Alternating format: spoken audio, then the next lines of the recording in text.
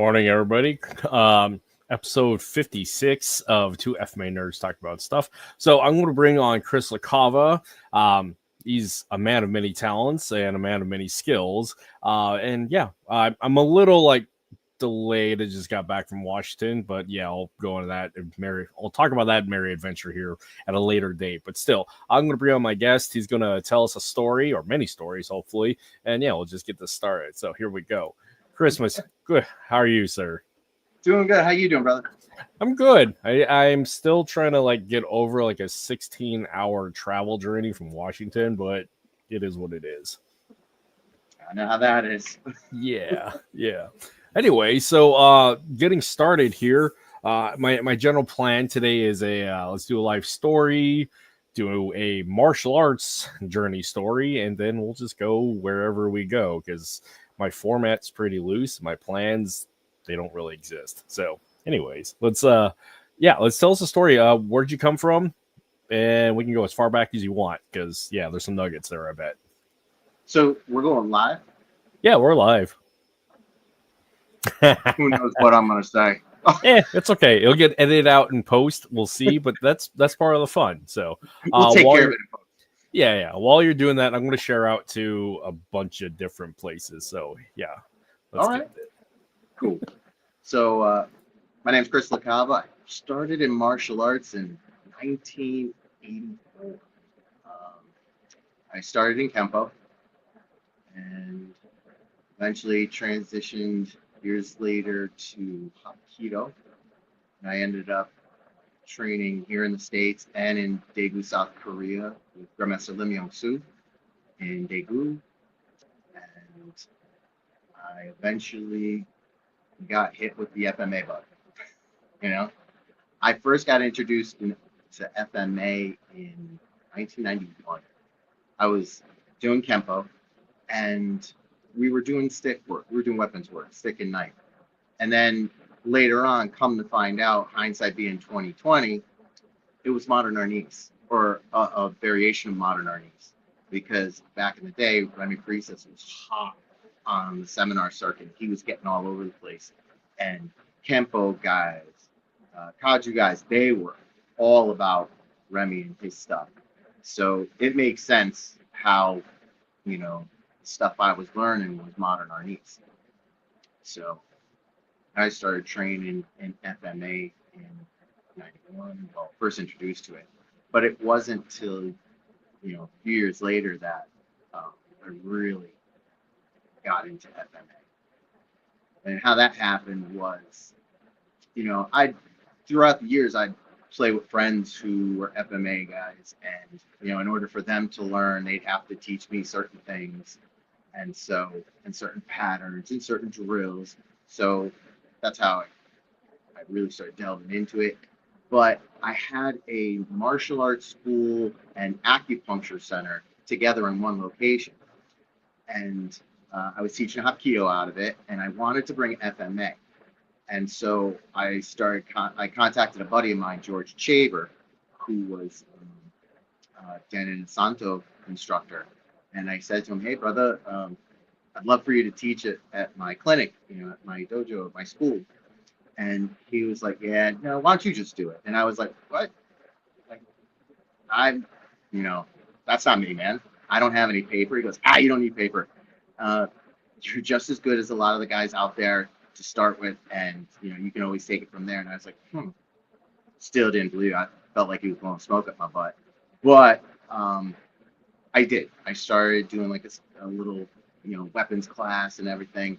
But I didn't feel that it was right for me to teach an actual class if I didn't have some kind of curriculum behind it, some kind of certification behind it.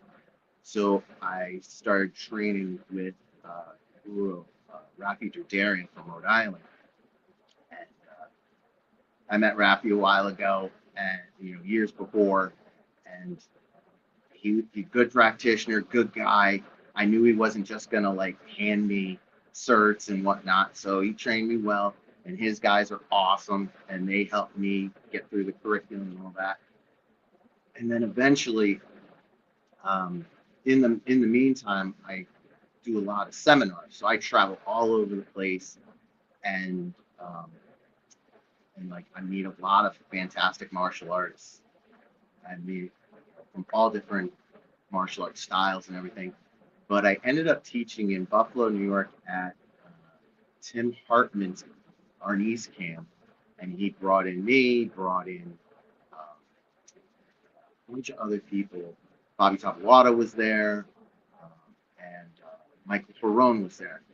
And Michael Perrone is the son of Leo Perrone, the Halana fame, and he had his own style at this point because his father had passed. And it was original OGE, original Hirona Escrima. And he and I hit it off. We had a lot of things in common, and I ended up training with him eventually. So that's how I got into more of the Stockton styles, more the West Coast stuff. And so I trained with him for a while, for quite a few years, and unfortunately we had to part ways. And then I met up with the Stockton multi-style guys from Stockton, and they welcomed me with open arms. They trained me hard, and but I am very fortunate to have ended up with these guys. It's funny, throughout the years, I'm sure you said it, I'm sure everybody said it, that martial arts is like a family, and it's true to a point. But it wasn't until I started training with the Stockton multi-style guys that it really did seem like family. I mean, basically, I go train with them, and there was always something on the grill going while we're training. They're hanging out. Guys are hanging out. Some are training, some are hanging out. We're eating. We're having a few beverages. It's just really cool. And one of the other things that really hit home was like, with a family, you're always giving, right? And these guys have given me more than I've ever given them. So I feel blessed, and I appreciate them, to the bottom of my heart. And that's kind of the abridged version of starting to here. All right, so Stockton multi-style, like many, as you say, like many FMA groups, and martial arts groups, in particular for FMA. Yeah, the break bread, hang and bang. That's the best part of FMA. Honestly, we're really here for the food. I mean, the fighting, sure, but it's really about the food. Yeah. You can tell that. Yeah, go ahead. No, it's funny because then we'd go do advanced training. Which meant that after training, we go hit a bar. Yeah. Not that we were getting in a fight. We just go have drinks. Yeah. But that's like the advanced training. Have some drinks. Get some karaoke on. Yeah. Yep.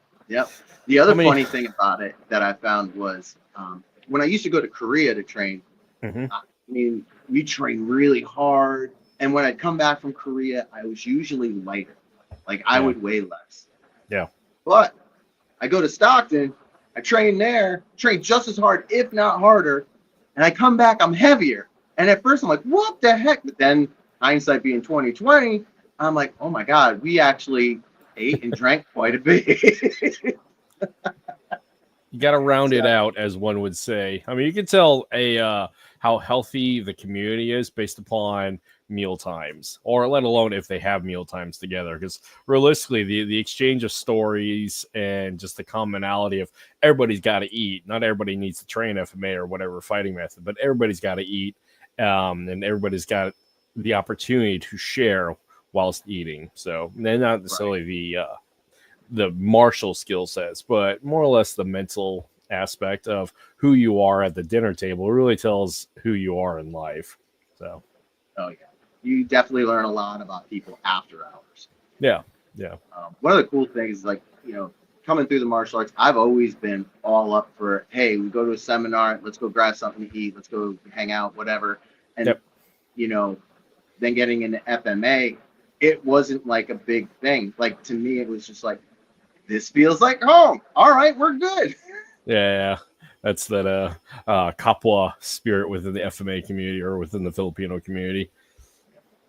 Yeah, that's awesome. So let's aside from FMA, growing up, what were the kind of things that you did wherever you grew up? What kind of things did I do? Yeah, getting into trouble, other things that leads you into this path of FMA into where you're at today.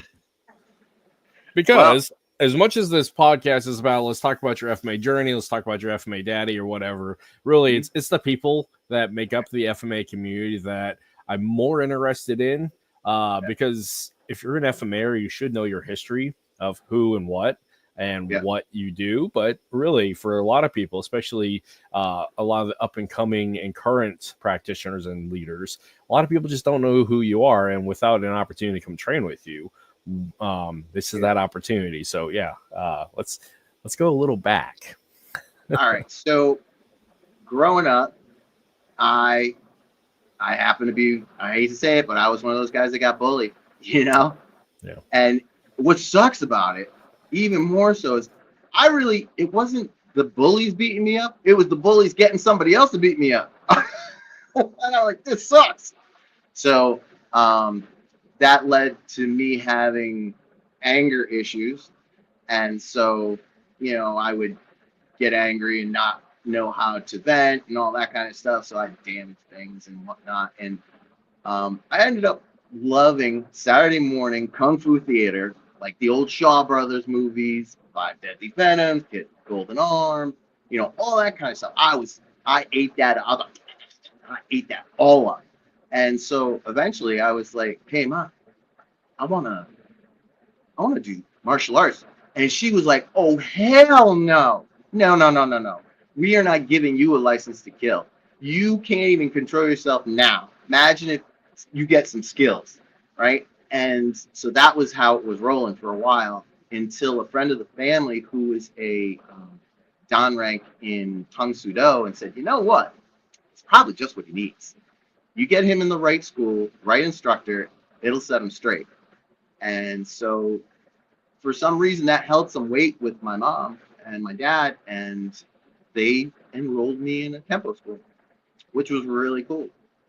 And to be honest, it really did put a different perspective on my outlook and gave me a way to vent, a much healthier way to look at problem solving and all that kind of stuff. So props to Mom and Dad for taking that chance. The why really matters, and obviously the why changes over time, but as the why is the initiating point, it typically, or it straight up informs what you're doing now and what you're planning to do. So this is where, again, the beginning story is what matters when we're documenting people's journeys throughout the martial arts, let alone in life. Because there seems to be a common thread for a lot of martial artists, regardless of style, is either your family does it, you liked it, or there's that bullying path or that physical deficiency path. So it's funny that we're talking about the whys. And because I'm fortunate enough to teach, at a lot of these martial art camps all over the place, and I get to meet a lot of high level, amazing martial artists. And so I started doing a YouTube thing. It's called 2 Questions. And so I ask people who have been in martial arts 30, 40, 50 years or more, and I literally trying to stay away from any drama, dogma, and all that kind of stuff. The 2 questions are literally, what style do you do? And what's the best thing you've gotten out of the martial arts? And the awesome thing is everybody's got different stories. But I remember one person, I wish I could remember who it was, but they had said something that like really resonated. And they're like, I've been doing this for 50 years. And each decade it's something different.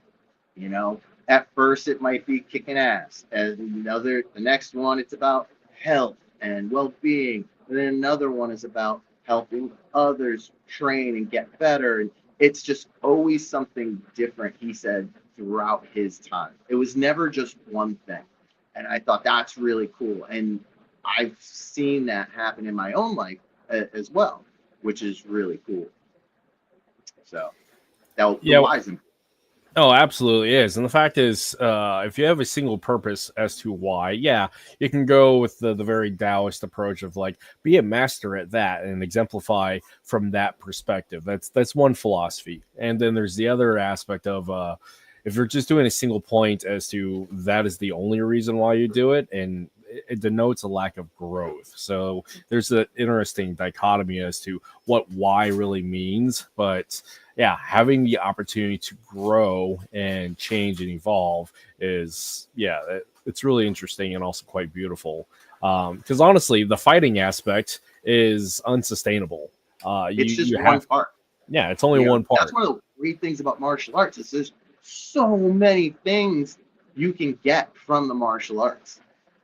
There's so many different benefits, and it's just a matter of time before you really start tapping into it and be like, oh yeah, I like that. I like that.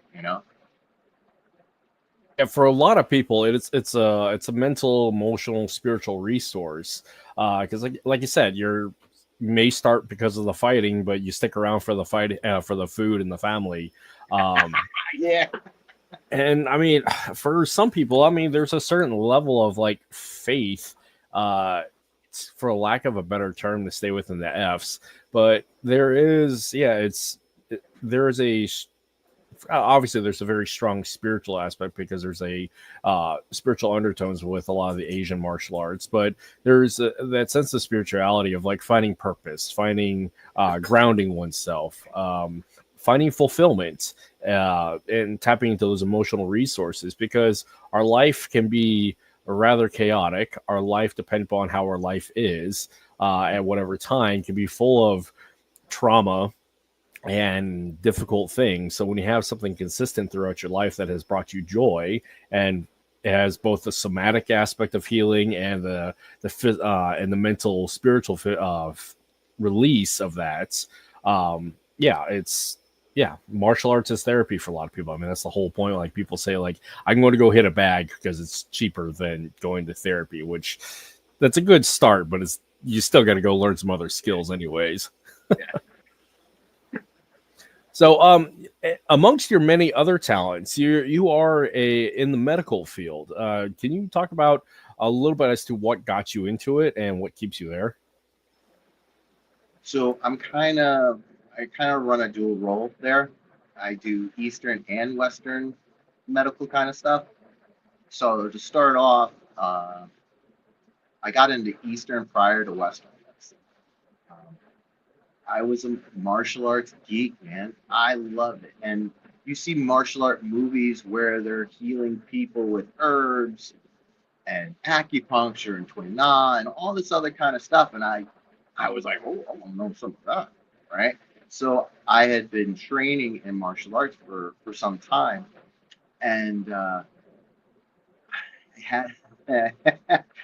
All right, maybe getting a little too deep on this, but I got into acupuncture due to a pre-midlife crisis. So what happened is that growing up, I was a musician. There was, I was going to be a rock star or whatever, right? And there was nothing in my mind that was going to change that, because growing up, you had everybody saying you'll never make it. Why bother? And I was always like, meh, I was like, whatever. Somebody's got to make it. Why not me? So there was never a doubt in my mind that that's what I was going to do. And one day, I said to myself, what if I don't make it? That was the beginning of the end. So now all of a sudden I'm starting to doubt myself and whatnot. I'm like, you know what? This is BS. Well, what? Let's roll with that. What would happen? So I had to do some soul searching, and I had to think about what do I like, all these kinds of what am I all about. And I was like, all right, so I like helping people. I like medicine, but I didn't necessarily want to be a doctor. Um, Eastern thought and theory has been in my in my life since I was like 11, and so that putting all that together, I was like acupuncture. So I ended up working for working for an acupuncturist to make sure that that's what I want to do, because I didn't want to just spend all that time and money and then be like, yeah, that's not what I want to do. So I worked for an acupuncturist for a while, and then I did my prereq work in college, my anatomy and physiology, all these different kinds of meds and chems and all that kind of stuff and biologies that I had missed prior. And so I did all that, and I got into acupuncture school. And I went to Tri-State College of Acupuncture in New York City. And the funny thing about that is my first day of acupuncture school was September 10th, 2001. So if that date rings a bell to you, let me tell you a little bit more about that day. I'm at school. I'm on 13th Street and 8th Avenue in Manhattan. I'm pretty high up. I look out the window. I go, hey, there's the Twin Towers.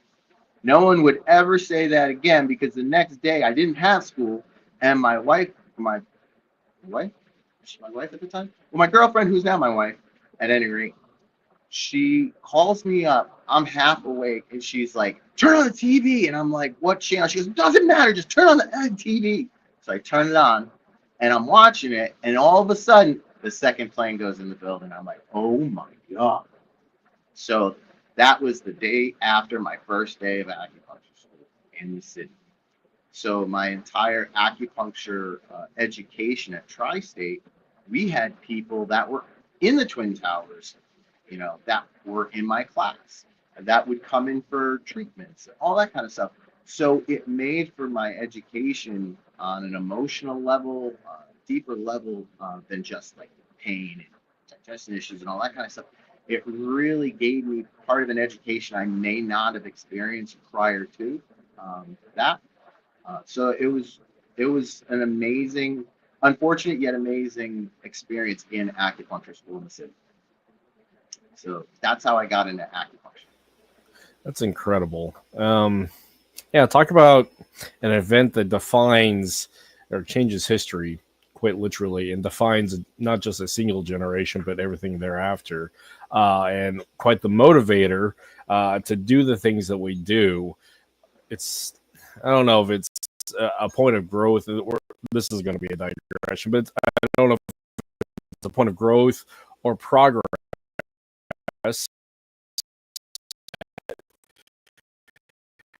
Yeah, the initial trauma of 9/11 and then the subsequent 20 years of the GWAT. And then you got kids, like literal kids that, 20 years later, the memory is no longer there because they weren't present at that day. And so there is, people only remember up to the last video that they saw. So there isn't that impact. There isn't that unity. Because again, I remember back then, as many of us do from who were alive at that point in the years thereafter, is that sense of unity and strength and resiliency coming out of that tremendous trauma and the traumas that came about in the subsequent 20 years of war.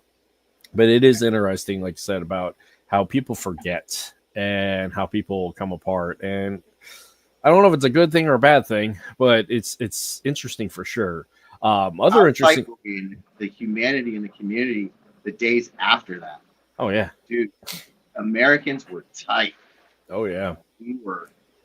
It just brought everyone together in a time of crisis. Hard times. Hard times hard times rise to the occasion, and it seems that many of us did rise to the occasion, and for the better. It's just maintaining that growth and that post-traumatic growth, quite honestly, it takes a bit of work. It really does. And for those who are on the ground therein, like, that's a whole event that I don't wish upon anybody.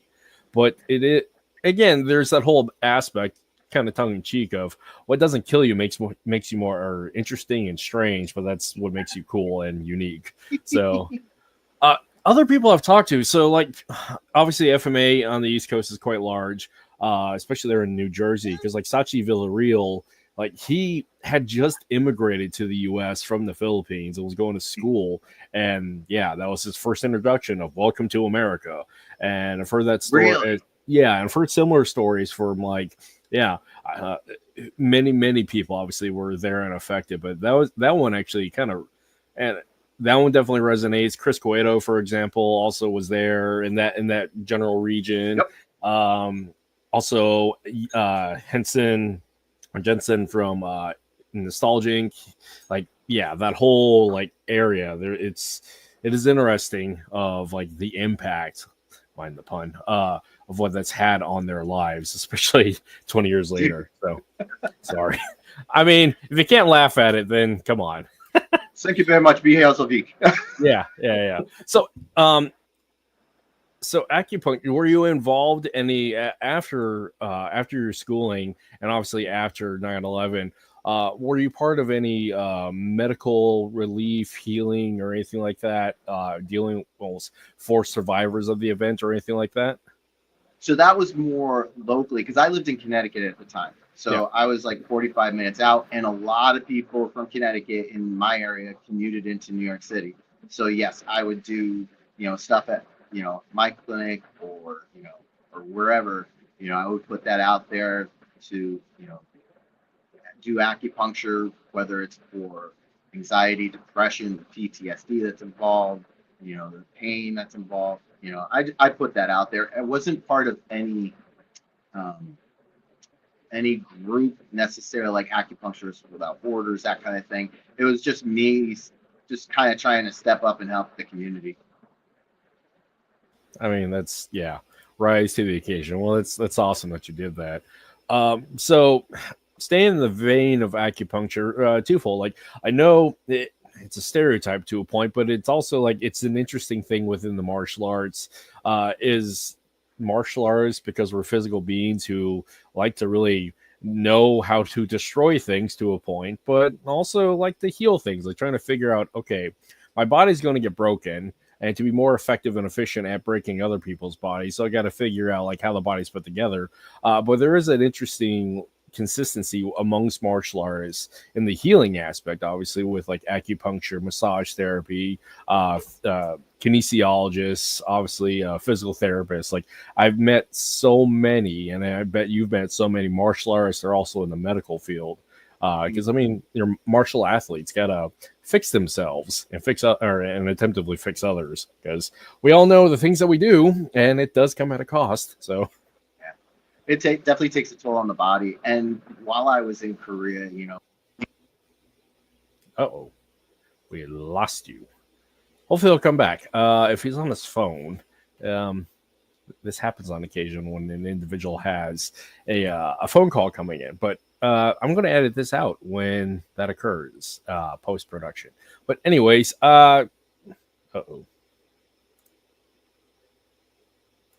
Anyways, when Chris comes back in, we'll go back down that vein. A couple of, I guess, announcements while we're here and pending and waiting. Obviously, I'll edit this out in post. But I just got back from Dr. Kelly Warden's Water and Steel camp there in Washington and Gig Harbor. It was the 45th camp.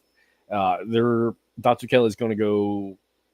He said it was the last camp. However, it's not the last time we're going to gather. The organization is going through some changes, some evolution, and it's not a break of the band, so to speak, but it's moving forward and doing something different, new, and interesting.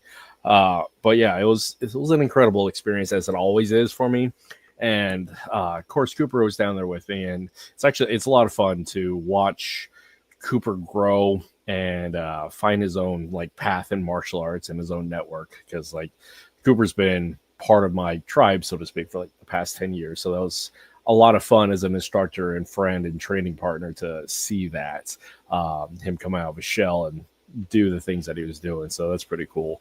And also a bit about the camp down there.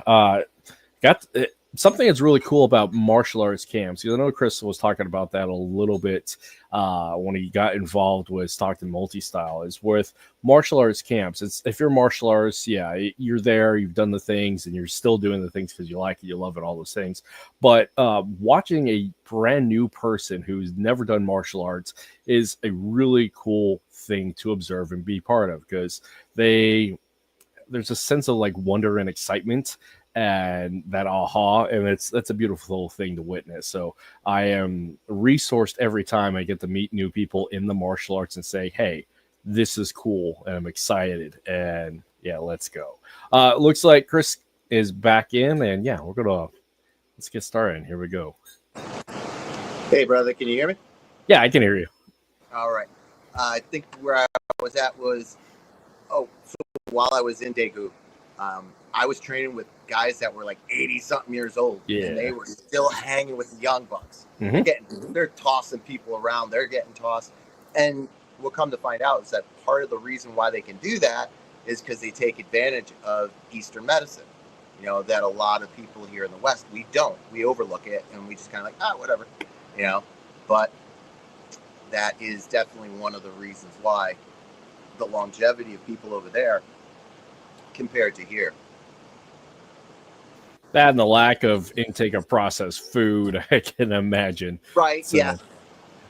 So funny aside, I was stationed in Korea, right outside of Daegu. Also, we did stuff in Kunsan and would Henry? go up. No, I was at Camp Carroll. Camp Carroll? No, not Camp Carroll. No, I would go up to Camp Carroll, but there was a spot right outside of. No, it was Camp Carroll. Yeah. Okay.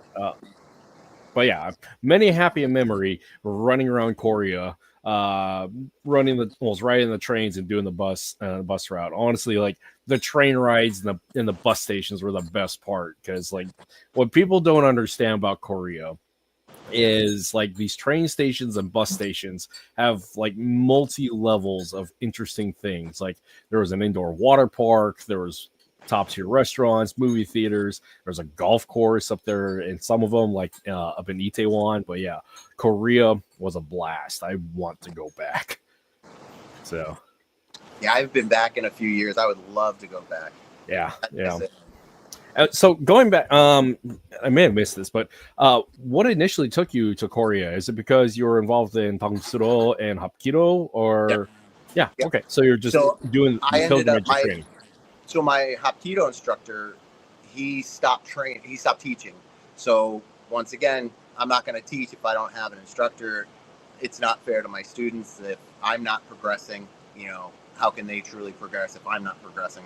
So I ended up, once again, being a martial arts whore. I went to seminars galore. You know, I was always at seminars. And so one of the people I met was Todd Miller from New Hampshire. And the style of Hapkido he was doing answered a lot of questions I had about Hapkido without even me asking questions. You know, like, do I have to fake him out in order to do this? Do I have to hit him first before I do this technique? Do I have, you know? And a lot is like, no, you don't. It's just a matter of doing this, this, or this, and the principles behind it. And I was like, oh, that makes a lot of sense. You know, what happens when the guy grabs you really hard? Do I have to knock him out? Do I have to, like, you know, daze him or fake? Because I'm not good at faking. Not a good actor, not a good faker. So it didn't really work well for me. So now knowing the principles behind it and being able to pull techniques off on people who, you know, don't know what's going on, or even people who do and they try to fight it, I can still pull off techniques that you normally would be like, well, it would have worked if I had punched you in the face. Oh, it would have worked if I slapped you in the groin. You know, that kind of stuff never really sat right with me. So like many students, you attacked me incorrectly, as the skit goes. Yes. Right. And you know, I give credit where credit is due. That style of Hapkido definitely helped me in my seminars. You know, going all over the United States teaching seminars. You know, sometimes you have people who are very compliant, and then other times you have people who are non-compliant by choice or just because they're rigid or whatever. You know, so being able to do those techniques without having to hit somebody or whatever is very cool, but it's also very empowering.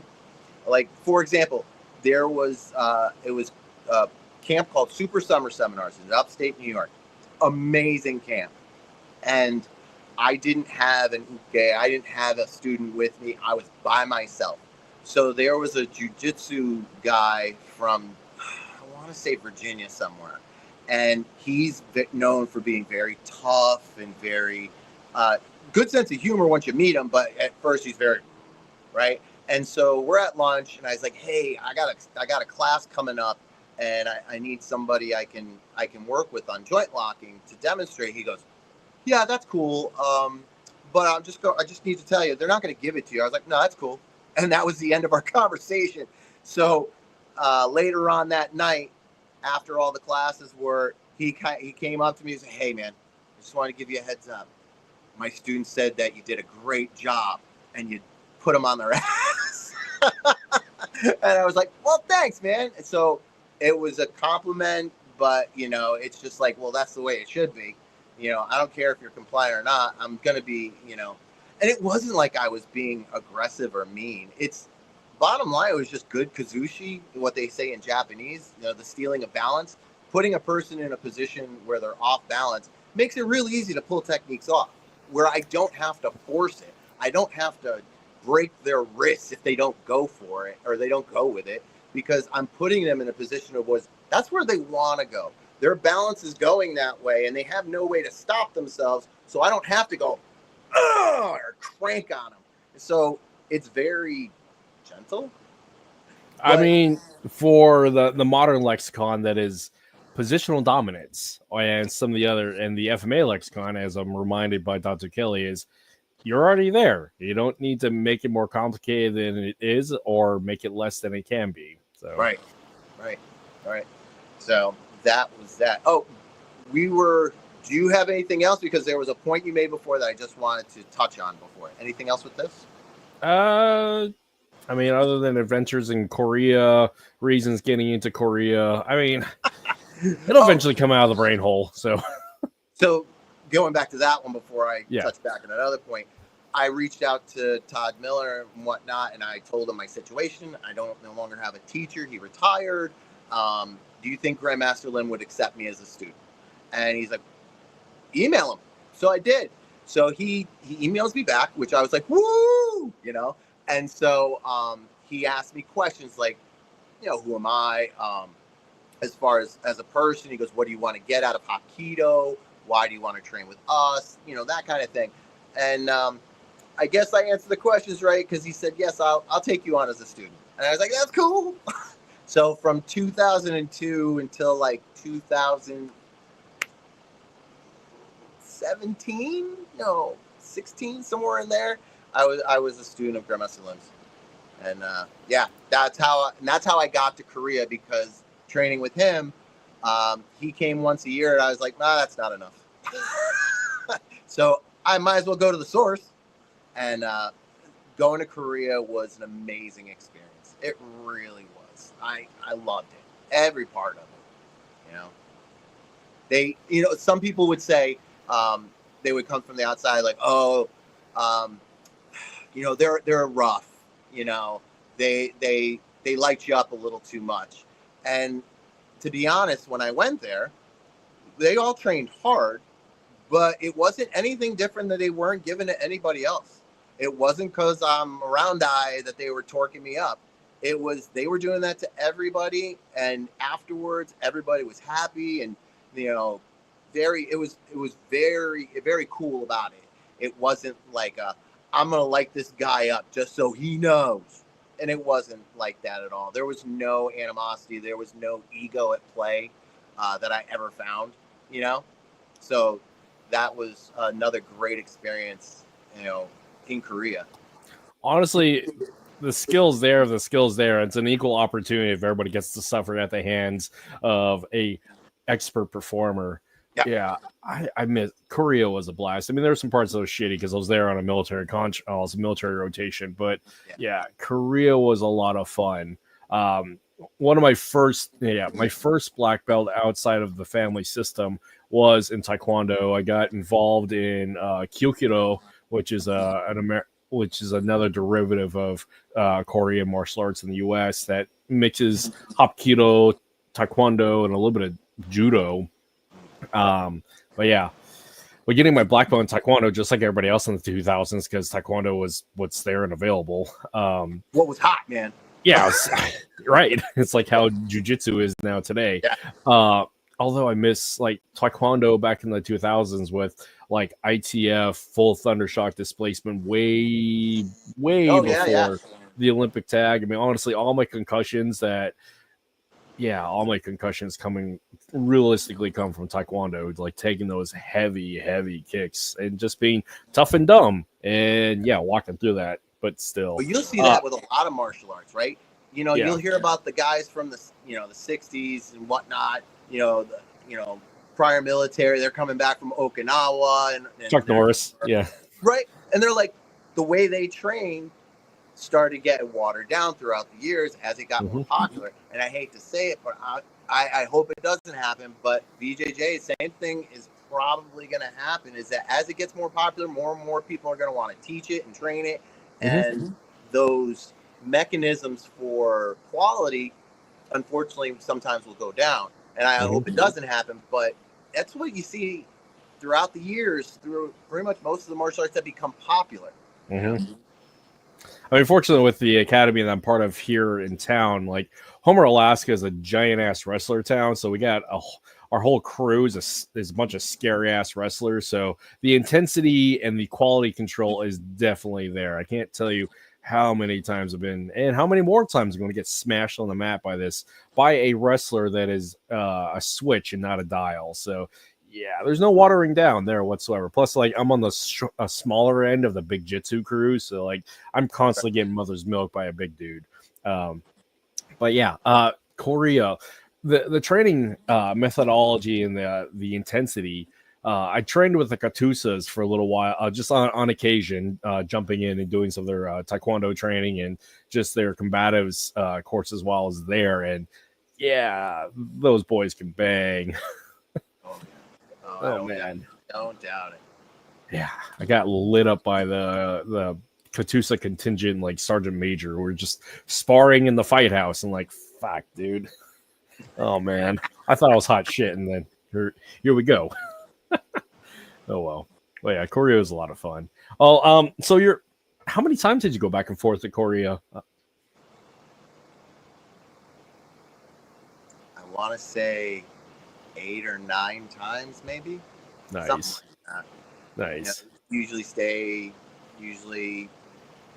anywhere between a week to 2.5 weeks, something like that. One year was really cool. I was in Korea. I think this was like 2007, I think. I ended up going to Korea and then taking a plane over to Japan and meeting a bunch of people, other acupuncturists from America. And we ended up traveling around Japan doing seminars with my teacher's teachers in Japan. It was amazing, dude. Oh my God. One of the places we stayed at was Koyasan, which is a mountain range. And in order to get there, you gotta like get on one of these big gondolas and you travel up the mountain. And when you're on the mountain, there's all kinds of monasteries there and everything. And it's a big thing for a lot of people. Like, you can buy this book and you go around to the different monasteries and they do calligraphy in it and they stamp your book. And it's a collector's kind of thing for a lot of people around there. So I got my book stamped by as many as I could. And we stayed in a Buddhist temple. It was amazing. And this was during the fall, so it was a little chilly and whatnot. So we had these big feather beds. We're sleeping on the floor and everything. And the place, it was straight out of like feudal Japan. There was no heat. They had these what looked like they weren't kerosene heaters, but they looked like kerosene heaters sporadically spaced throughout the monastery. And they had natural hot springs pumped into the bathroom. So you had like a little hot tub going on there, which was amazing. We got to be involved in like the morning meditation. They ring the bell, and they got all these like gold statues and stuff like that around, and you smell the incense and the chanting, man. Holy, like it vibrates through you. Like being a musician and knowing harmonies and stuff like that. Some of these intervals were just like, they vibrated my teeth. They vibrated my inside. Some of the times the intonation they were getting, and I was just like, oh my God, this is like surreal. So it was like getting thrown back into feudal Japan. It was really cool. That's awesome. And I mean, again, like martial arts experiences and the adventures that we go on, that is really cool. And honestly, like there's again, because I'm still like decompressing from water and steel, like it is, I mean, it's unique and to its own like majesty of going to Gig Harbor and hanging out with the deer and the geese and this like old like Christian camp with the cabins and everything else. Like, Nice. but still, it's like there's always something unique that you take away from like these immersion camps. And man, yeah, going to Japan, that would be a blast for that kind of thing. That was funny because when we ended up, so I went to school at Tri-State College of Acupuncture, and one of our instructors was Kiko Matsumoto. She's all like 5-foot chain, Japanese woman, hard accent, phenomenal acupuncturist. So what would happen is that me and some other students after class, we'd go down to the bar, you know, around the corner and whatnot, and we'd just have a couple of drinks with Kiko and whatnot. And one day I was like, you know what? I'm just gonna bring this up. I'm like, Kiko, what would have to happen to travel to Japan and train in Japan? And she's like, you don't want to go there. There's no good teachers there. I was like, Kiko, really? You learn from people. Her teachers, 2 out of the 3 had passed, but one was still alive. So she was like, well, maybe. So like, I don't know if it was the following year, we ended up making that trip happen.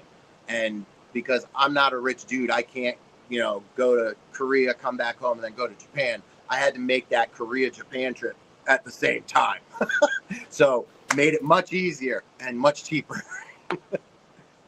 Well, that's awesome. So I was stationed in Korea in 2008, actually. So we may have been there at the same time. You might have been. Oh, one year, I had a couple of friends who I found out they were teaching English in Daegu, where I was. So we ended up having Thanksgiving together while we were there. Oh, man, I wish I knew you back then, man. We were hooked up. Yeah, that'd been awesome. Yeah. Actually, it was funny. So my adoptive father was stationed in Kunsan for a little while, and actually and going up to Osan. So it was interesting because like the battalion I was part of, like we had emplacements there in Kunsan and Osan. So trying to find the places that were my adoptive father was doing stuff in station at, like the hospital I almost died in as a kid. That's another story. Oh, but boy. yeah, it's really interesting to have that history, especially if you're a part of a military or martial arts family or community. Like, I went there, so did you, and that kind of thing, and making those connections. Yeah, that'd have been cool to have met you back then, but I get to do it now. It's a pleasure meeting you. Yes, sir. Coffee salute and everything. Cheers, brother. So transitioning from the Korean and Japanese arts into FMA, you mentioned about linking up there in Buffalo and then finding your way to the Stockton multi styles.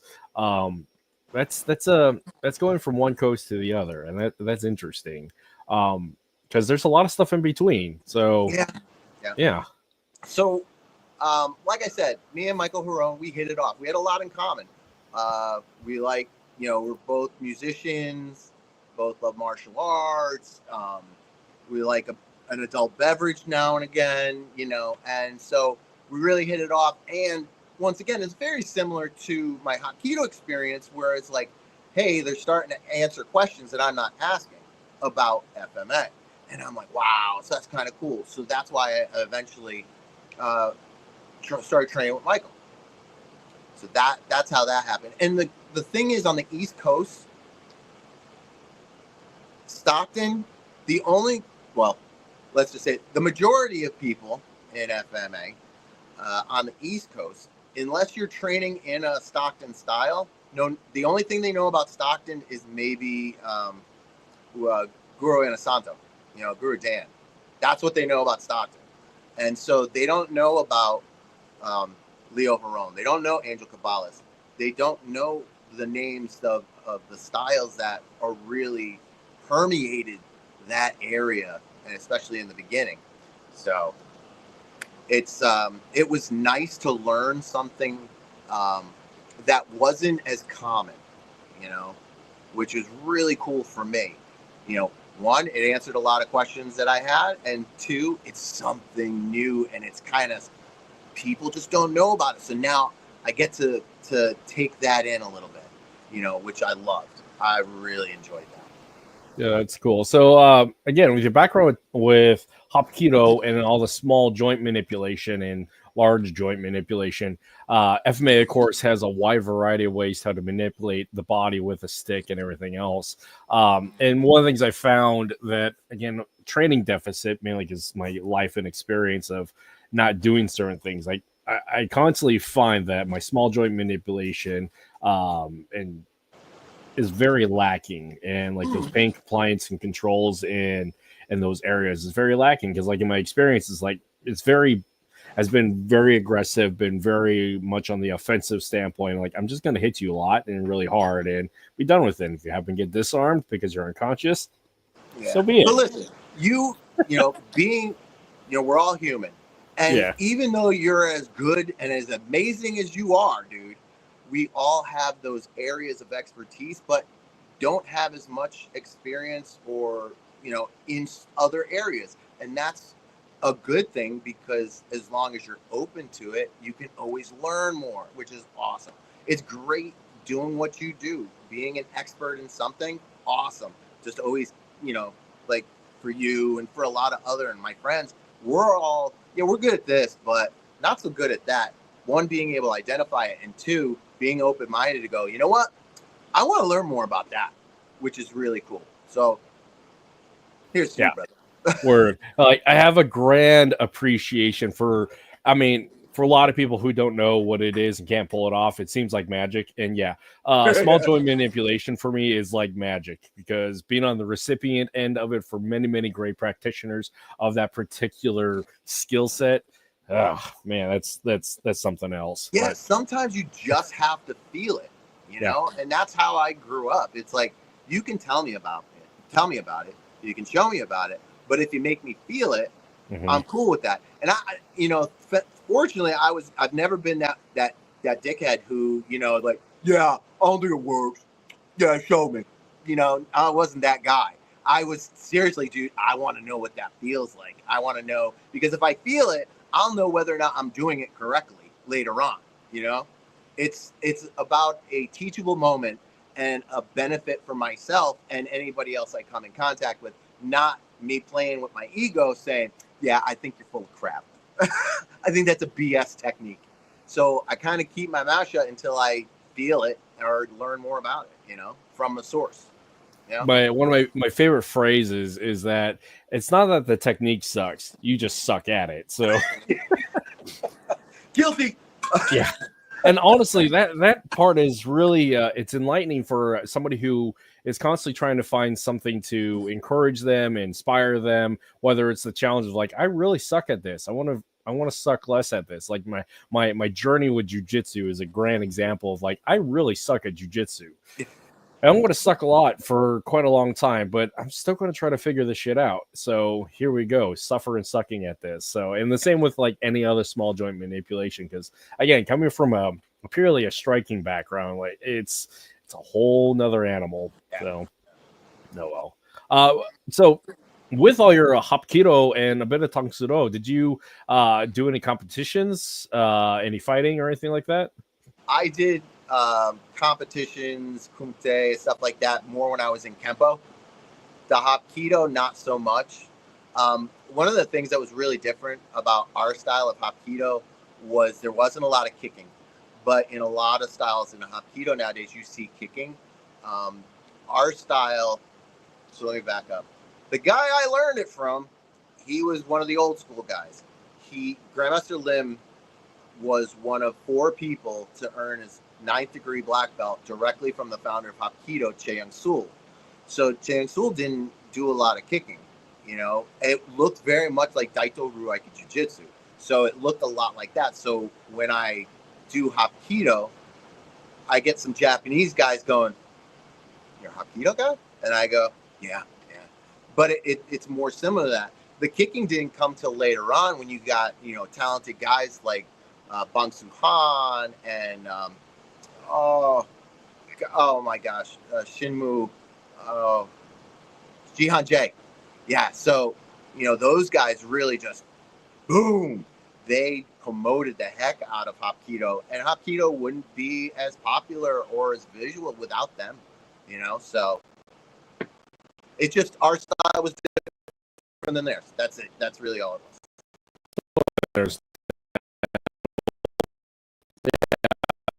experience with it. There's a lot of boxing in Hapkido comparatively to Taekwondo. I mean, Taekwondo back in the day had boxing, and then in the 70s, when these amateur boxers who kind of suck at boxing would learn a few kicks and then dominate the early open karate scene by doing the minimal amount of kicks and then just proceed to punch the shit out of people in the face. Thus, the change in like the modern version of Taekwondo sport where you can't punch to the face, but just simply because of that. At least that's what my father told me, because he was one of those fighters back in the 70s and 80s that was also also a Kempo black belt, but like it's interesting where the divergence of how rules change the approach and then how they change it again to meet the need. So yeah, hadn't thought about how, or I forget that Hapkido doesn't do a lot of kicking except for now. Yep, I mean, Bong Soo-han and Jihan Jae, they were kickers, man. I wouldn't want to get kicked by them. I probably still wouldn't want to get kicked by Jihan Jae's kick. He's a monster, man. That's a talented dude. Yeah. Well, that's cool. So back into the medical lane. I found my the thing that we got lost on. Oh, okay. Yeah, so as an acupuncturist, then you're also in emergency medical services. You do some education on that. What led you into getting into EMS and being an EMT? Having a family. Okay, fair enough. I have more of a preparedness mindset, and I have kids. You know, I'm married. I have kids, and I'm thinking to myself, having my mindset, it's like, I want to know what the EMTs and the paramedics want to know prior to getting on scene. So God forbid something should happen, I can help with rapid transport.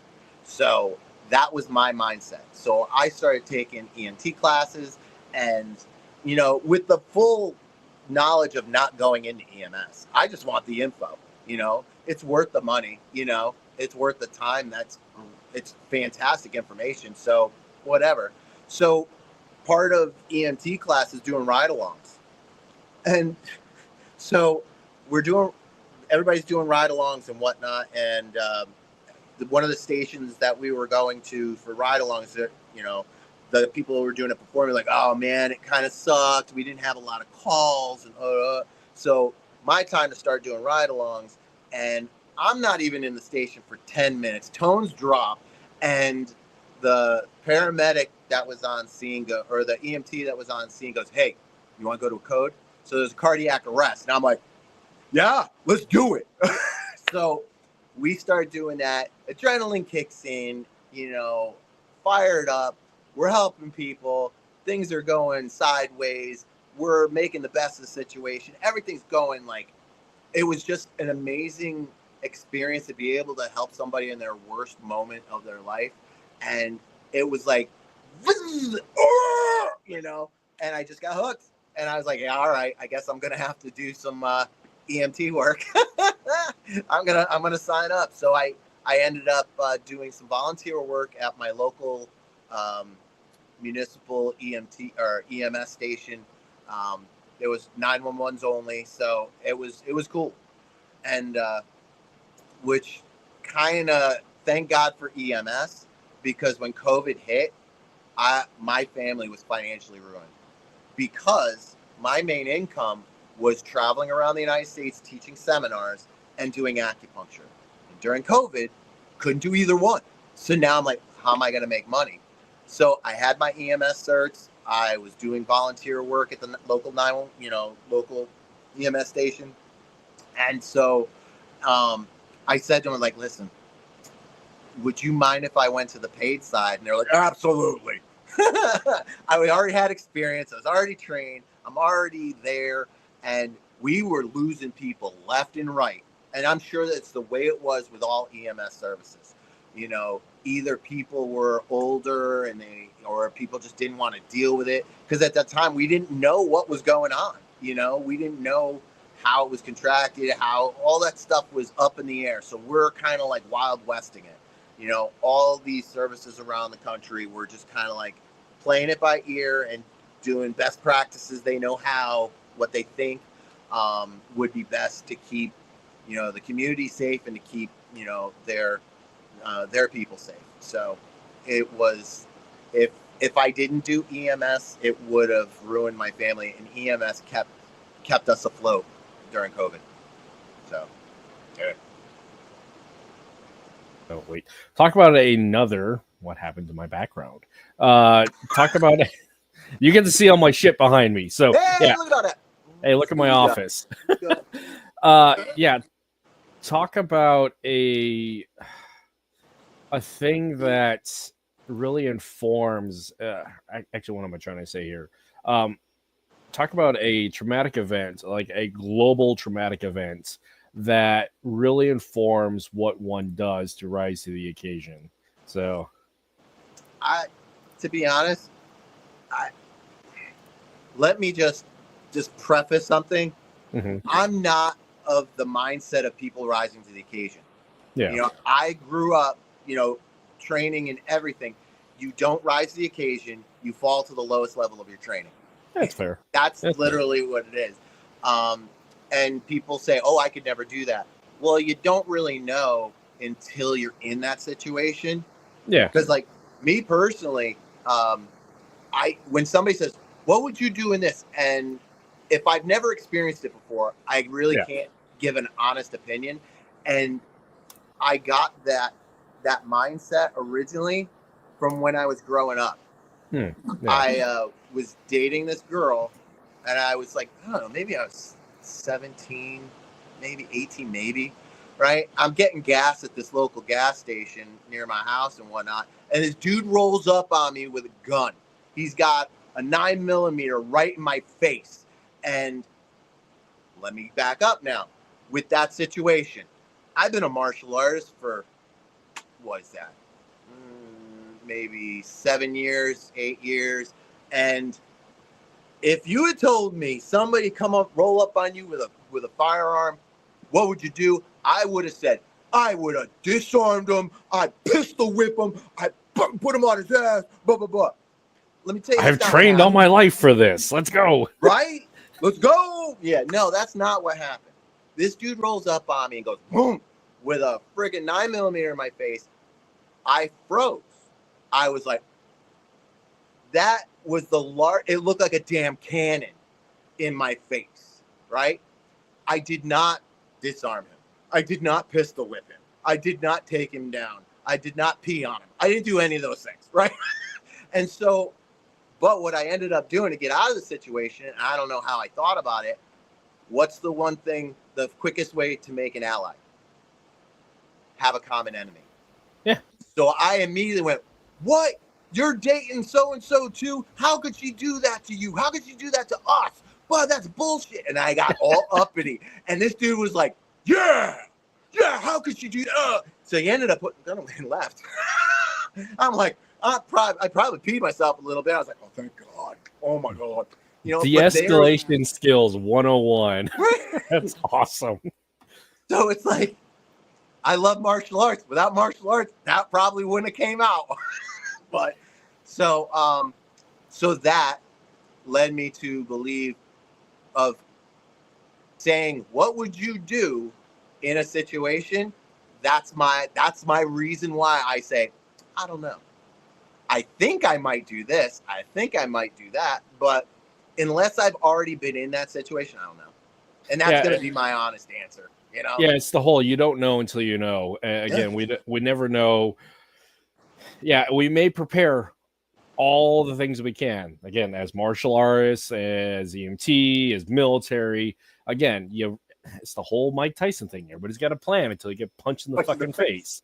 So again, you don't know until you know. You may have some general ideas based upon experience and etc. But every contact is unique and different, and the outcomes are also unique and different. And Yeah, honestly, in a lot of those times, like I know my own experience. I do know, like when I went hands on, well, it came at a significant cost, and a lot of time I got my ass beat or shot at. So, or the other side, like I could have fucking died, and in your case, you could have fucking died. So, thank goodness you found the other version of de-escalation, which that's a very creative way to de-escalate. I think I have never heard of a way to de-escalate in that. So that's going to go in the logbook of like. For Dude, training. I pulled that out of my behind. I never. That wasn't like a thought. It wasn't a conscious thought. It was just, this is what's happening, and I'm like, oh boy.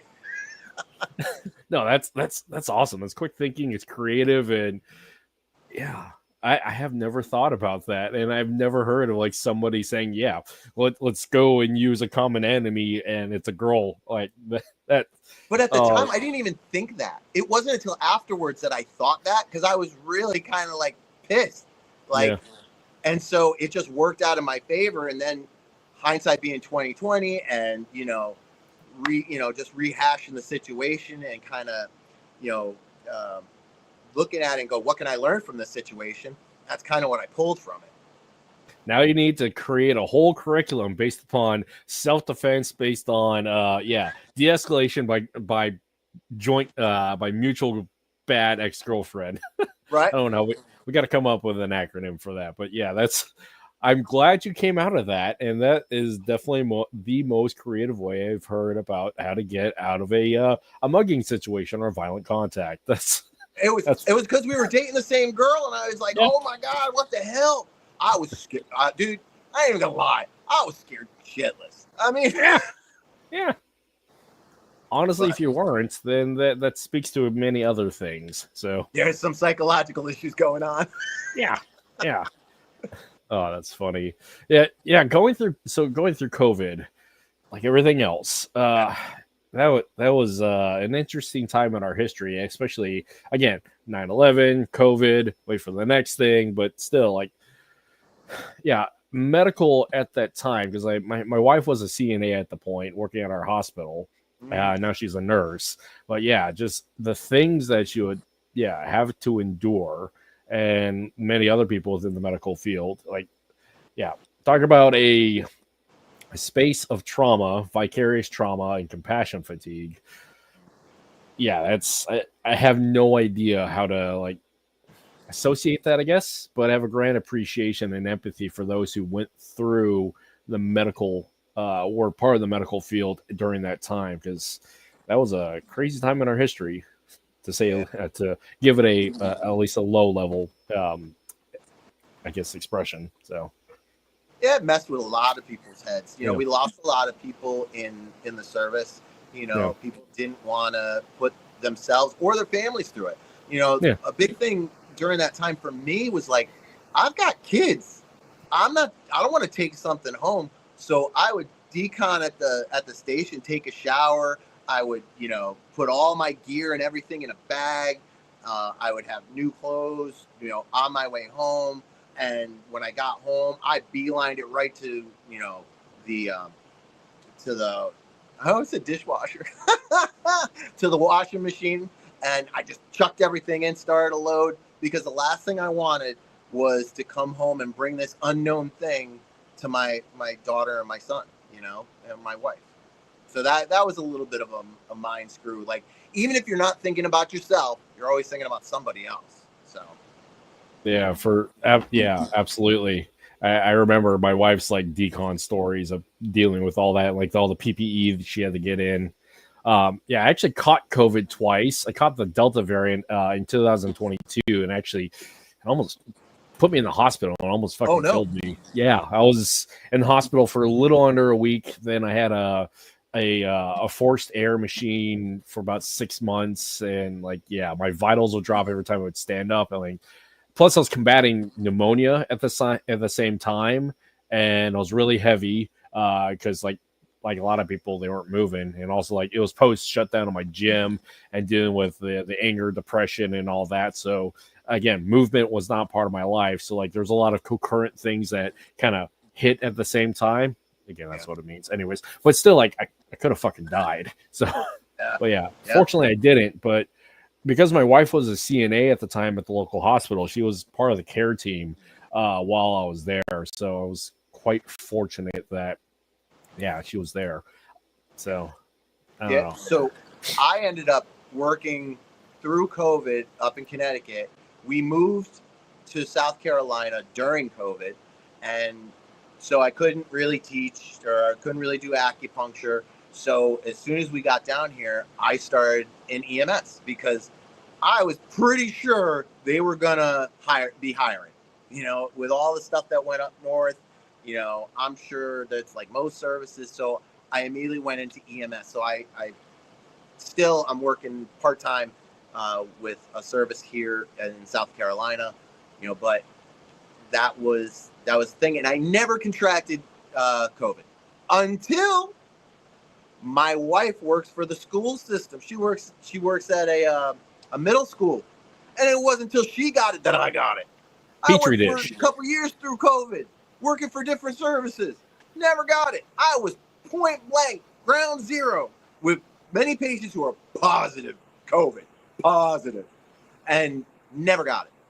But now she works for the school system, and I get it. Kids are nasty. But I made it disgusting. okay. I'm okay now. Kids are nasty, disgusting creatures, and schools are petri dishes for true all story. sorts of awful things. Yeah. Yep. No, thank you.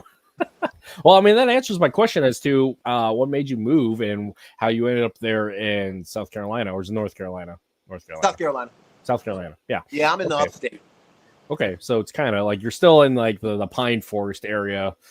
Okay. Yeah. So I'm in, like, if you think about South Carolina, right? Mm-hmm. I'm in the northwest corner. Okay. Yeah.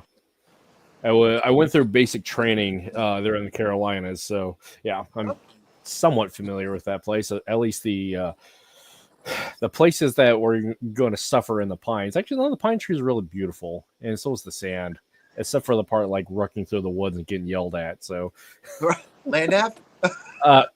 More like getting lost in the woods, but that's a whole other story. Or lack of land nav. Yeah, being 19 and dumb. So, yeah, EMT field, like EMS and law enforcement, I have a grand appreciation. And again, like dealing with the GWAT, like the glory of the soldier and serving at the time, there is that. But honestly, like EMS and fire and law enforcement, that's a whole other side of civil service that people do remember and people are very grateful, but that's just a whole other path of like a call to service that is incredibly important, powerful, and yeah, we're very blessed to have people like you who go into that field because it's critical. I hate to say it's a critical piece of employment, but it's critical for our civil survival. And I know, and there's a great cost of that to self when dealing with that, because compassion fatigue and vicarious trauma is a big deal. Because like my wife was, when she was a CNA, she was also volunteer EMS. Cooper, my primary training minion, he's been part of fire and EMS for almost a decade. So yeah, that's one of the many coping skills we have, besides compartmentalization, is dark humor. Yeah, absolutely. Just like the military. It's funny because like a lot of people in the military end up going into that anyways because the familiarity of culture. So we get along well. yeah. Grand appreciation. But I don't know. When I was looking at like choices for going into the military, like medical was definitely not on my list because like that 68 whiskey could have been all you, bro.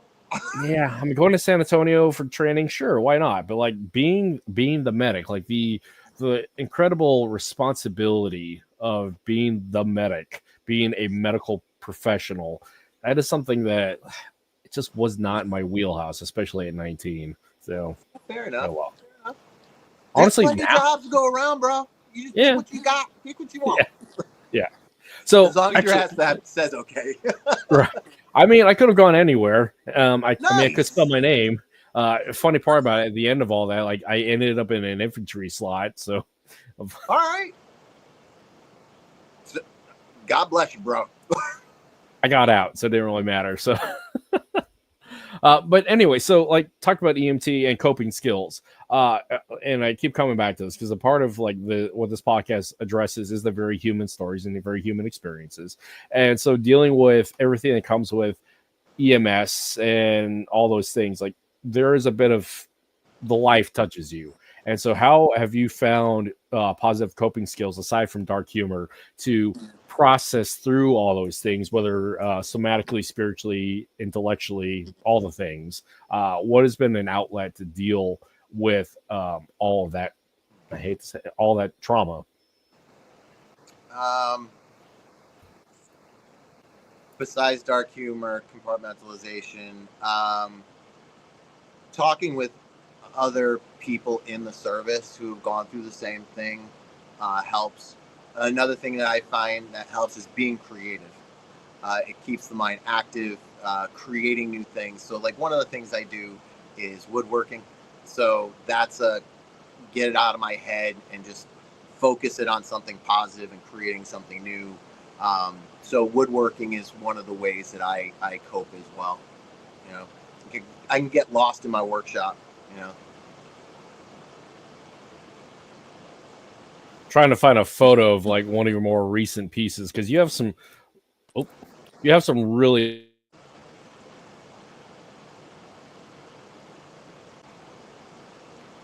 Hello?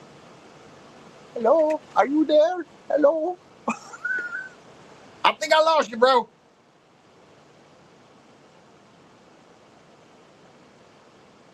Huh. Well, once again, we appreciate you coming to 2 FMA Nerds Talking About Stuff, episode 56. Kurt, I miss you, brother. Where you at? Freaking MIA.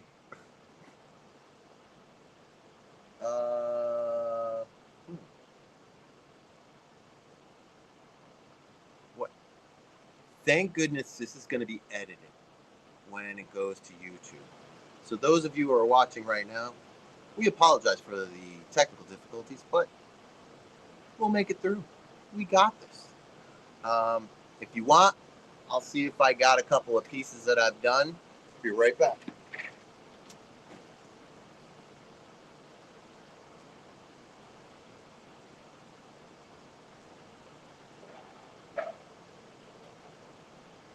okay. I'm not sure what happened, but I'm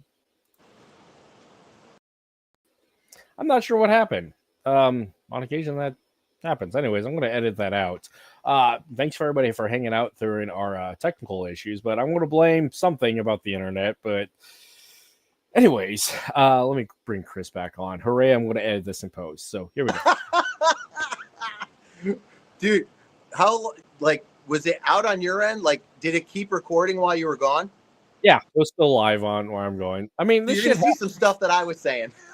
Oh, well, I don't know. I really don't know. We'll find out.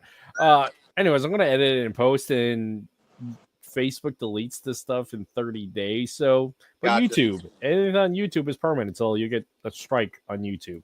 Anyway, so like you had said something about finding pictures. So I actually had a couple of pieces I was just going to show. Yeah. Like bring while them up. It was dead air, I was like, well, I might as well show something. Yeah. Oh, you have them handy? Go. Yeah, cool. Let me pop myself down and we'll show that stuff. So this is just a piece of black walnut that I carved. Yeah. And then painted. Very nice. That's wall hanger. Sweet. That's awesome. What else? I got, this is a piece of pine. It's got a hole here. Yeah. It's got some dimension to it. That's cool. What do you use? What kind of sealant do you use to? It's different for each thing. A lot of times I use shellac, just straight shellac. Sometimes I use spray on polyurethane or wipe on polyurethane. Then I got this piece here. That's cool. Where it was cracked, so I used some twine to make that like that. And yeah, I used some wire brushes to kind of dig out some of the softer woods in there, so it's got a real nice texture to it. Oh, cool. And then I also have a lathe, and sometimes I'm not the safest guy, so I'll do stupid stuff. So I ended up, I have a clamp thing like this. So I ran this on my clamp and just kind of turned it, and so it's a nice little That's neat. It's just a neat little wall hanger piece. Yeah. Hey, that's a couple hours out of my life that I didn't feel like killing somebody. No, I'm kidding. I mean, to each their own. Again, the reasons why. Then I had this nice little wood carving and burning that I did for my daughter. She likes mushrooms. Yeah. Get some psilocybin going. Here we go. So I just do various things, whatever comes to mind, whatever tools I have at hand. You know, I'll just start whacking away at it. I mean, for a lot of creative outlets, whether it's writing, art, like physical arts, there is a piece to be found in everything that you start with. Like, I mean, some people go in with a plan, but honestly, some of the more fulfilling pieces that for my own self and like what I've seen for others is just stuff came out and here we are. So with the wood, did you just go through your local area and just source it there and just find a piece that you like, or do you buy your materials for it, or is it just stuff that you just discover? I'm having a hard time hearing you're kind of like roboting out. What was the question? If the internet holds, where do you source your wood materials? Did you say where do I find my materials? Yeah. So a lot of the materials, like we've taken down trees in my house, and I've got a mill close by, so we'll mill it down. And the first tree we took down at our house, it was a maple tree, and we were just going to take it down, chop it up, keep some for firewood, and the rest get rid of it. Right. So then I opened it up, and it had there's different changes in wood. So there's spalting in it, which is like a black fungus that kind of grows in it and makes these like really cool black designs in it. Some of it had quilting or figure, where if you hold it a certain way, it kind of like ripples, but it's flat, but you'll see like ripples in the wood. So, and like that's expensive stuff. So I'm like, oh crap, I can't get rid of it now. Now my wife wasn't too happy about it. She's like, get rid of that stuff. And I was like, but look at this expensive stuff. So I ended up going to the mill, milling it down, stickering it, and just kind of like letting it dry. And I'll do a lot of my stuff off of that kind of stuff. I'm doing for my acupuncture clinic, I had a root ball, and I'm going to make a chandelier light out of it. So most of the stuff is what I have on hand, but sometimes if somebody has a project they want done, I'll go to a box store or go to a lumber yard and see, pick up that way. But I try to use what I got. That's awesome. So like it's recycling at its best. When my filter is down behind me, there is the pile of shit that's behind me is a lot of my craft stuff. So I have a bunch of foam and cardboard and paints and stuff behind me. So yeah. You make armor? I can, but what do you make? I make a little. So actually, the main thing that I use for all this is because I'm a big fucking nerd. Is I use it for D&D and Warhammer and making terrain. So yeah, dude, I'm down. Yeah, that was my main creative outlet for building stuff during COVID, is because I really got back into D&D, and D&D was like a major therapeutic thing for me, especially after I shut down the gym and all those things. As for those who know, I'm an AD&D guy. Yeah, there you go. Back in the day, I was on advanced D&D. That's how I rolled.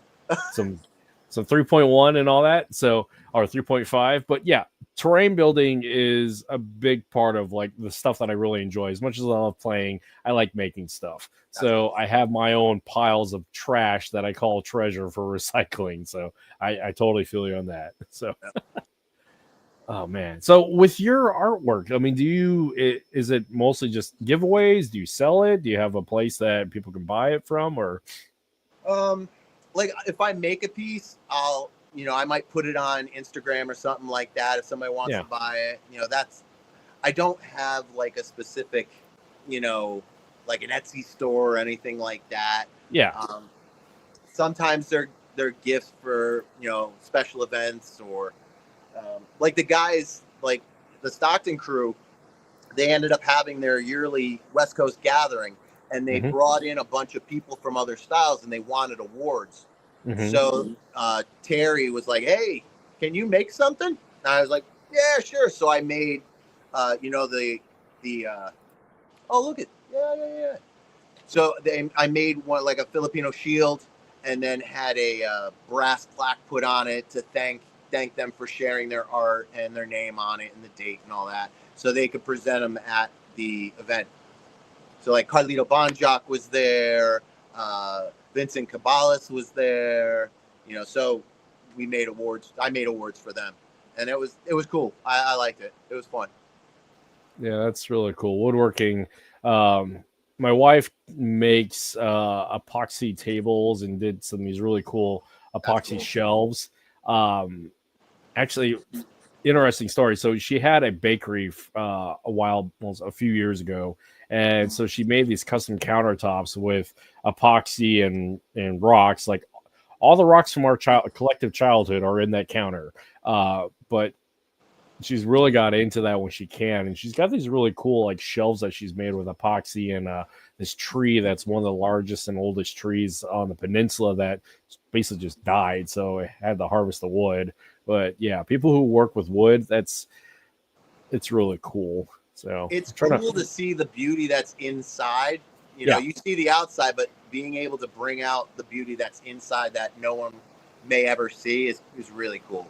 Yeah, I guess that was the thing I was stumbling on about. Every piece of artwork is yet to be discovered in the material that you're working with. So I'm trying to find a couple other pieces here.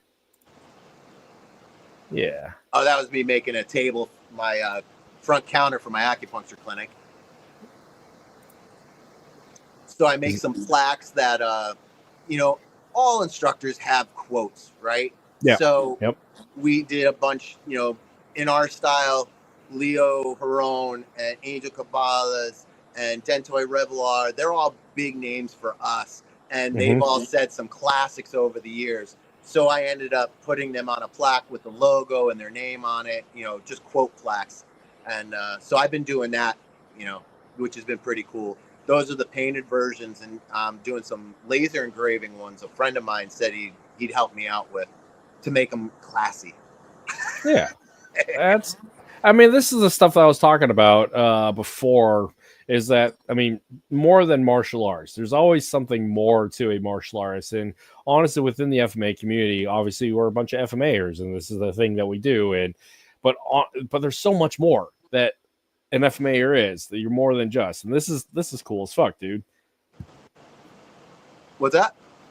Oh, I was just saying, like, within the martial arts community, there's so much more to the martial arts than like the punching, kicky, stabby stuff. So this stuff is awesome. Thanks, man.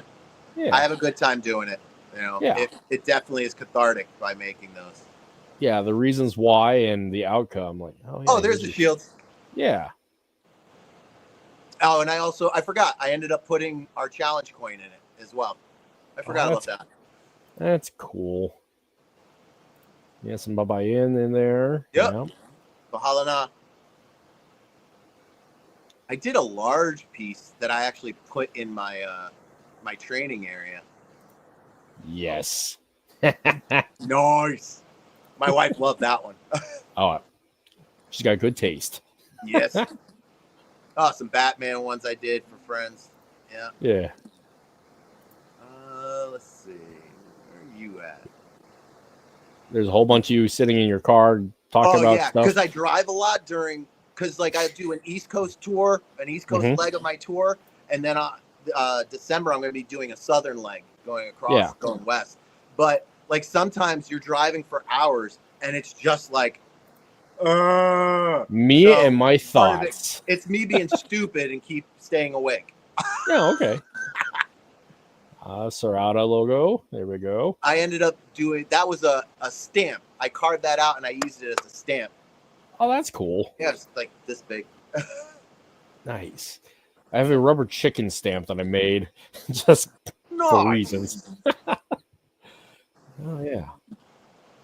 Where is that? All right. For everybody for everybody who's listening, we're just scrolling down Chris's Instagram. So, bit of business. All of Chris's links will be in the description, and you can find all the cool stuff that he does. But yeah, we're just scrolling through your social media because amongst talking about stuff, we get to show this stuff. So yeah, hey, look, there's the other Chris. Well, Yeah, that's when we did Carpool Collie, yeah, and he Chris, started because I saw one of his old episodes. And he was saying how he really likes Liquid Death, and Yeah. he saw I've got a whole case back here, and I was like, yeah, whatever. So we ended up doing that. I look back during the interview, and I go, holy crap, you really do have it. yeah, He goes, I Chris love is this good. stuff, man. Chris is good fun. He and I are, Chris, good guy. yeah, good homies at this point. Hey, look, there's martial arts stuff. Here we go. Yeah, we got quite a few videos in there. Some are of some of my instructors. Some of them are friends. Some of them are me. You know, Yeah. just a whole bunch of stuff. Oh, we'll just keep digging here. We're going to keep going down. Come on, Honestly, where's that one sign I really like? I mean, I loved it so much I couldn't get rid of it. I had to put it in my school. we're going to keep scrolling. Oh, Everybody there's a who's bowl that I made. yeah, There's one of the bowls, like a bunch of bowls I make. So and that I was haven't that made on a a bowl. lathe? What's that? Was that on a lathe? Yeah, that's on a lathe. Sweet. Hey, this is a cool bowl. Look at that. Natural edge bowl. Yeah. Yeah. Everybody's got to have a tire monster. Yeah, I just thought that was the coolest thing ever. I was like, yeah, dude, I'm going to take a picture of it. Maybe one day I'll make one. Yeah. Hey, that's the one I showed you. Yeah. Recycling at its best. Okay. So on the East Coast, while we're scrolling here trying to find the thing, what are some of your favorite seminars that you have attended or gatherings? Because as FMAers like to gather for the food and the fighting, what are some of your favorites? So on the East Coast, the Shurite International Conference in South Carolina. Hey, there's your buddies. Yeah. The PTK in Alaska. Yep. But the Shurite International Martial Art Conference, awesome conference, large event, awesome people. That's definitely one of them. Saratoga Martial Arts Festival is another phenomenal one. That's in Saratoga Springs. Yep. That is usually in April. Mm-hmm. There's the martial arts, not the gathering. It's called something else, but it's in New Hampshire. Terry Dow puts it on. That's the one. That's the cool one. I love that one. I'm gonna make this bigger. But Terry puts on a great event. Damn it, I lost it. So those are three of the ones that I love to do. There's a camp down in Florida that it's a progressive Arnis by Chad. Chad does it. He's another acupuncturist. Awesome dude. That's a camp that's open to other people and awesome time. It's actually at a campground, which is awesome. And I attend that every year because it's always great. I wish I could say I made that, but I didn't. I had that made. It's still cool. Still, it is cool though. I had to buy one because it was so cool. Those are the three big ones. Oh man, I'm trying to think. Those are the four big ones that I really like. But if you have a conference and I would love to attend, give me a holler. You know. If anybody out there runs a camp or knows of a camp, give me a holler, let me know. I'd love to attend or teach at it. It's much easier to teach at it, you know, as far as my scheduling is concerned. But usually my East leg tour. So my East Coast leg, start in South Carolina. I'll do seminars up the coast. And then I'll usually either end up in upstate New York or I'll end up in New Hampshire. And then I'll make my way back. So these are usually, you know, quick weeknight gigs, you know, a couple hours, maybe an hour and a half, 2 hour seminar, easy on the finances for people. So if anybody's interested and I'm in your area, give me a holler. I'd love to stop in. I mean, everybody's so fortunate down in the lower 48 because they have the ability to go to these camps in a relatively easy way, whether it's driving or flying. Is like venturing down from Alaska. I mean, it's its own adventure, but it's a really fucking expensive one. So, Yeah. oh well. So let's see. But I What want to else get up did to Alaska though. Come on up. We'll take you fishing. We got a boat, so come fishing. Nice. And we might do a little FMA, but it's really about the fishing. That's the other F. So, See, now if I go there and I go fishing, the Stockton guys, they'll hate me. They'll be so jealous. Especially if I do it with a beer in my hand. They're going to be so jealous. well, funny enough, so we have Virgil Navarez here in Homer, and he is a Stockton Serrata guy. I think he's underneath. Yeah? Yeah. Trying to think who he's underneath again. But yeah, he moved to Homer here a few years ago, and like, I thought I was the only one. So, and discovered him. It's like, oh, cool. That's awesome. Yeah. I wish DeQuertis, Bahalana, DeQuertis, and Serrata are three awesome styles. And Yeah. if somebody's training in them, I would love to hook up. You know, Yeah. it'd be fantastic. Because Stockton multi-style is a combination of all three. So when somebody else is doing one of those styles, dude, I'm down. I would love to come hang out, you know, not, you know, because like back in the day in California, and there was a lot of other places, you know, dojo storming, you remember, where like, oh, so you teach this, let's see how good you are. And so they'll try to beat up as many people as they can and whatnot. So that's not how I roll. We don't roll like that no more. So it's like, I really would love to connect with other Stockton styles and people who train in other styles of Stockton. I mean, any style in general, I'm down for it.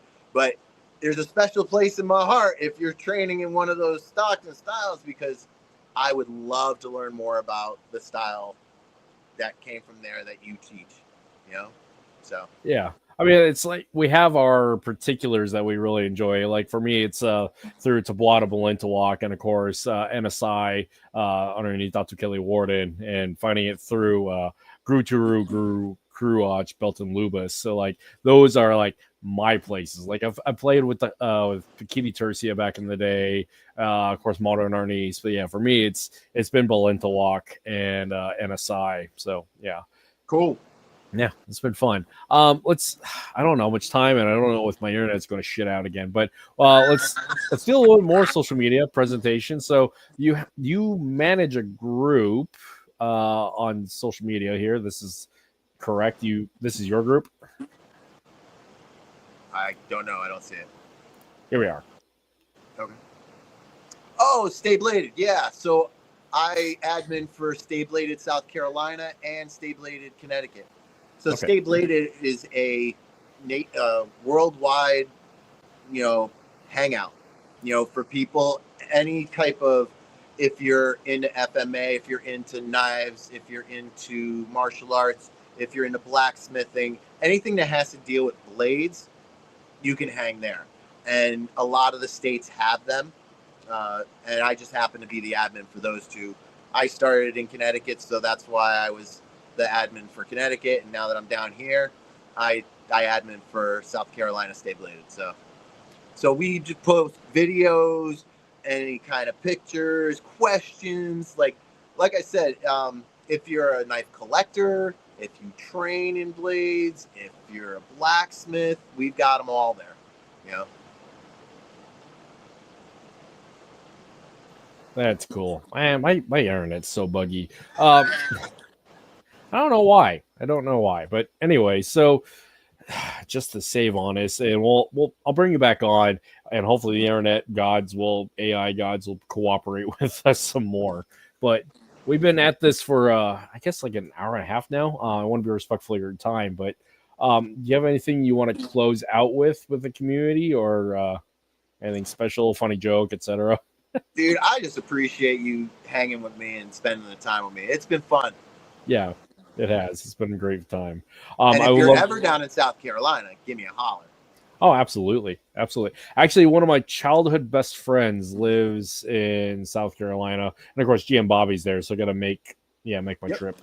So GM Bobby's about an hour and change, maybe 2 hours from me, up in North Carolina. Yeah. Okay, North Carolina. Yeah. I'm trying to get to his event.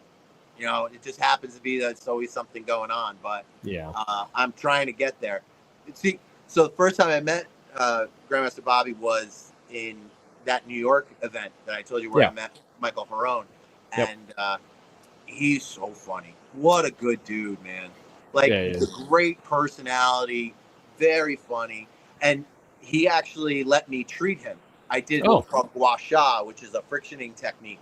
They use it all around the world, but I did some. He let me treat him at that event, which was pretty cool. And I got a picture of that, actually. I was like, somebody took a shot. I was like, oh, that's cool. Nobody would believe me that I actually treated him. I'll be honest, I kind of fanboyed at that time. I mean, don't we all? Don't we all? I mean, Right? GM Bobby's a legend. So He is, dude. You know, and so, yeah, he's his technical prowess. He's like very, you know, he's amazing practitioner and whatnot. But bottom line, he's just a good dude. yeah, Like, actually, you can't not like him. You know, my favorite thing to watch is when he does karaoke. So for those who know and have watched GM Bobby there at the after party sing karaoke, it is a magical thing. So yeah, it's awesome. Yeah, but dude, I really appreciate you spending time with me, man. Yeah, me too. We'll stay in touch because we're always on social media anyways. But yeah, I would love to have you back on. I don't know what we'll get into, but we will. So Awesome. Thank you, brother. Appreciate it. Stay warm up there. Yeah, I'll see you. Well, thank you. I'm gonna drop you down, do the outro. If the internet holds, we'll do an AAR afterwards. And yeah, we'll see you in a couple of minutes. Cool. Thanks. Take care. Yeah, man. I'll see you in a little bit.